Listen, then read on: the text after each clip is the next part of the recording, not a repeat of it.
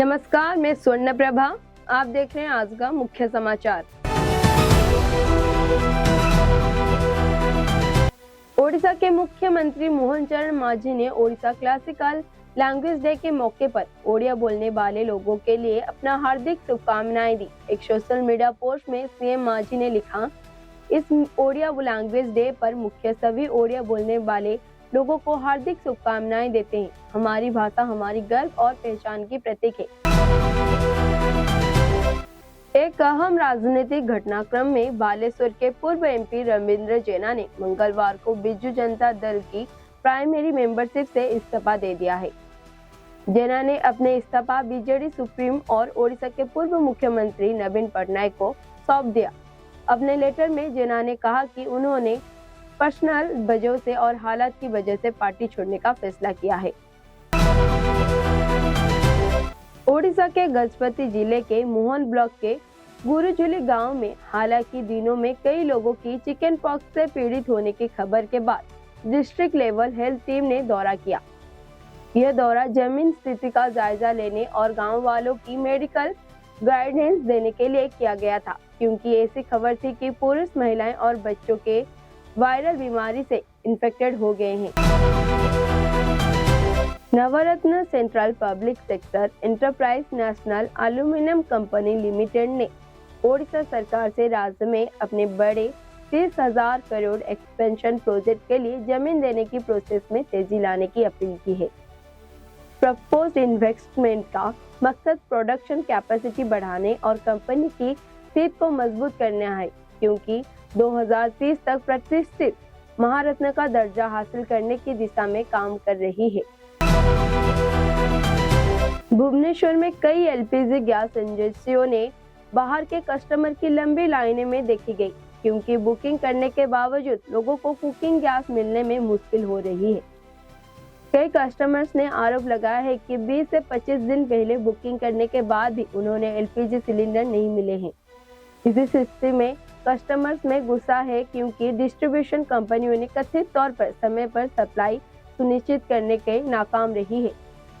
लोगों ने यह दावा किया कि कई इलाकों में होम डिलीवरी सर्विस रोक दी गई है।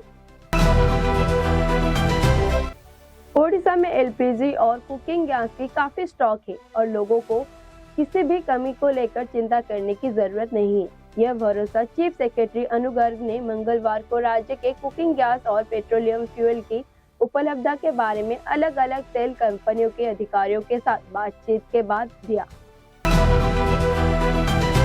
कंधमाल के जंगलों में कभी भी काम करने वाले कई पुराने माओवादी अब समाज के मुख्य धारा में लौट आए हैं और सुरक्षा बलों के सामने सरेंडर करने के बाद शांतिपूर्ण जिंदगी जी रहे हैं।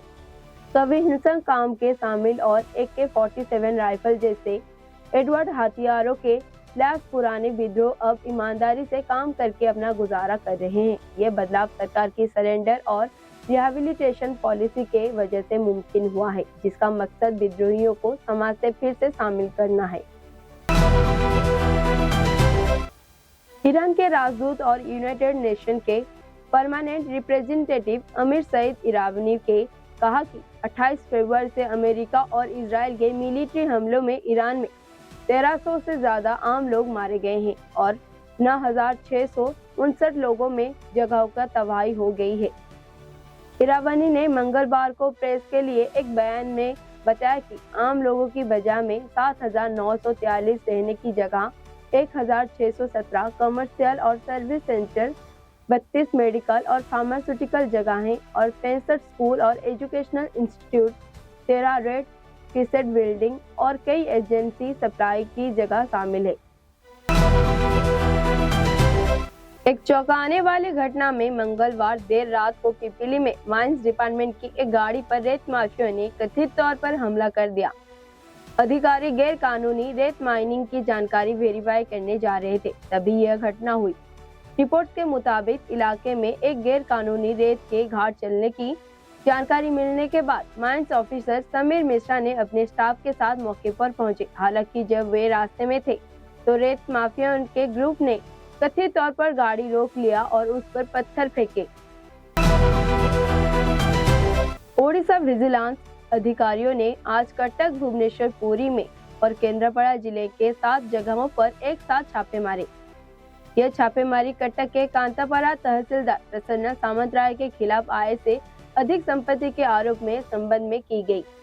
कटक में स्पेशल विजिलेंस द्वारा जारी किए गए वारंट के आधार पर 2 ASP 8, DSP 11, inspector 5, assistant sub inspector और दूसरे सपोर्टिंग स्टाफ के द्वारा सर्च की जा रही है।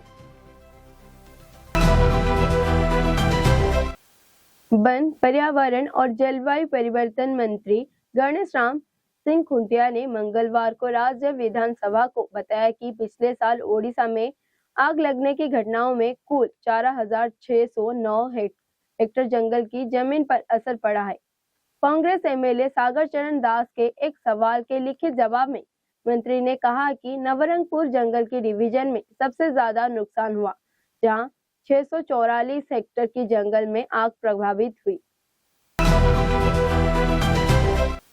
कोरापुट जिले के लांडीगुड़ी में जवाहर नवोदय विद्यालय के एक और टीचर पिछले हफ्ते कोलाब जलाशय में 3 स्टूडेंट के डूबने के मामले में सस्पेंड कर दिया गया है। हिंदी टीचर रमेश चंद्र मीणा पर ड्यूटी पे लापरवाही के लिए कार्रवाई की गई है। इससे पहले रविवार को 3 स्टाफ मेंबर्स को सस्पेंड किया गया था। Physics teacher Chaman Kumar, physical education teacher Rahul Singh और हॉस्टल इंचार्ज ईश्वर खारा